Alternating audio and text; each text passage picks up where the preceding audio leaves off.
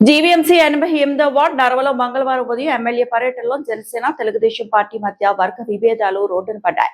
సుమారు 1 కోటి రూపాయల నిధులతో సీసీ రోడ్లు, కల్వర్ట్లు, డ్రైన్స్ కి శంకుస్థాపన, తడి పొడి చెత్త వాహనాలు ప్రారంభించారు.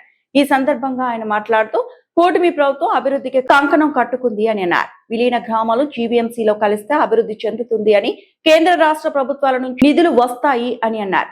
కాగా నిన్న నన్ను కలిసి స్థానిక జనసేన నాయకుడు గల్లా శ్రీనివాస్ పై తెలుగుదేశం పార్టీకి చెందిన వారు ఫిర్యాదు చేయడంతో దానిపై ఎమ్మెల్యే శ్రీనివాస్ పాత్ర ఎక్కడా ఉండదు అని, గతంలో పార్టీ గీత దాటి మాట్లాడితే మందలించి హెచ్చరించడం జరిగింది అని, పునరావృతమైతే ఆయనను పార్టీ నుంచి సస్పెండ్ చేయడం జరుగుతుంది అని అన్నారు. మరలా నేడు నన్ను రోడ్డుపై నిలబెట్టి తెలుగుదేశం పార్టీ మాజీ కార్పొరేటర్ మొల్లి ముత్యాల నాయుడు, స్థానిక టీడీపీ నేత గవర సత్యం ఉరఫ్ గవర సత్యబాబులపై ఎమ్మెల్యే తీవ్ర కంఠంతో మందలించారు. సస్పెన్షన్ అనేది జనసేన పార్టీకే చెందింది, తెలుగుదేశం పార్టీకి కూడా వర్తిస్తుంది అని అన్నారు. దీనిపై గండి బాబ్జీతో కూడా మాట్లాడతారని తీవ్రంగా తెలుగుదేశం పార్టీకి గట్టి హెచ్చరికలు చేశారు. అనంతరం కూడా ఇరు పార్టీల మధ్య మాటల యుద్ధం చోటు చేసుకుంది. ఈ కార్యక్రమంలో జీవీఎంసీ జోనల్ కమిషనర్, పలువురు అధికారులతో పాటు వార్డు సభ్యులు బొబ్బిన జనార్దన్, శ్రీకాంత్, గంతకూరు మాధవరావు, ఈళ్లపు శ్రీనివాసరావు, ఇందల రమణ, బుదిరెడ్ల శివ, ముక్తా గణేష్, కూటమి నాయకులు పాల్గొన్నారు.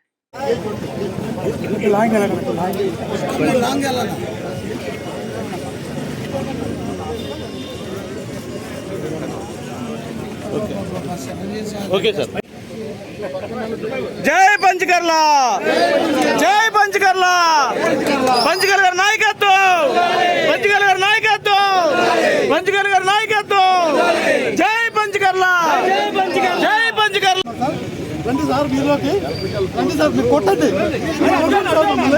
మీరు కొట్టండి, మేము పడతాం, మీరు కొట్టండి సార్. మీడియా ముందు మాట్లాడుతున్నాం. నరవలో 88వ వార్డులో మనం 1 కోటి రూపాయలతో అభివృద్ధి కార్యక్రమాలకి ఓపెనింగ్ చేసుకున్నాం. మనస్ఫూర్తిగా అందరికీ అభినందనలు.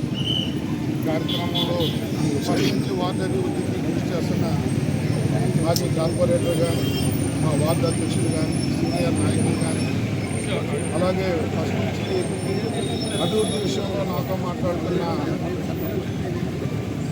మన మాధవరావు గారి కుటుంబం శివ కానీ, వాళ్ళ మదర్ కానీ, ఇతర పెద్దలందరికీ మనస్ఫూర్తిగా అభినందనలు తెలియజేస్తూ, మరి ఇదే కాదు ఇంకా మనం చేసుకోవాల్సిన కార్యక్రమాలు చాలా ఉన్నాయి. నిన్నే కమిషనర్తో సుదీర్ఘంగా కూర్చుని కూడా నిన్న కూడా కొన్ని వర్కులు ఇవ్వడం జరిగింది. 20 రోజుల్లోపు ఈ మన ఉన్న 10 వార్డులకి కలిపి దగ్గర 100 కోట్ల పైనే ఇస్తానని కూడా మంత్రి గారు మాట్లాడారు. అవన్నీ కూడా టెండర్ ఎలక్షన్లోకి వెళ్ళాలని కూడా మేము కోరాము. మరి దాంతోపాటు అభివృద్ధి, సంక్షేమం ఇవన్నీ కూడా ఈ ప్రభుత్వం, కూటమి ప్రభుత్వం యొక్క ముఖ్య లక్ష్యం. తప్పకుండా అన్నీ నెరవేరుస్తాం. అలాగే శానిటేషన్ విషయంలో కూడా రాజీ పడకుండా 10 శానిటేషన్ వెహికల్స్ కూడా ఇప్పుడు బుకింగ్ చేసుకున్నాం. ఒక్క 88వ వార్డుకి నరవ ప్రాంతానికి 7 వెహికల్స్ వచ్చాయంటే శానిటేషన్ పట్ల కూడా మాకున్న శ్రద్ధ, మాకున్న కమిట్మెంట్ ఆలోచించమని చెప్పి కోరుతూ ఉన్నారు. ఈ ఏరియాలో పార్టీల మిత్రపక్షం అయిన మా వాళ్ళలోనే కొన్ని భేదాభిప్రాయాలు ఉంటున్నాయి. నిన్ననే నేను మా వాళ్ళతో మీటింగ్ పెట్టి నేను తీవ్రంగా హెచ్చరించాను. వాళ్ళు ఇంకోసారి మిత్రపక్షాన్ని కానీ బహిరంగంగా ఎవరైనా మాట్లాడితే పార్టీ నుంచి కూడా సస్పెండ్ చేస్తానని కూడా చెప్పడం జరిగింది. అది మా పార్టీకి ఒక్కదానికే వర్తించదు, అన్ని పార్టీలకి వర్తిస్తుంది.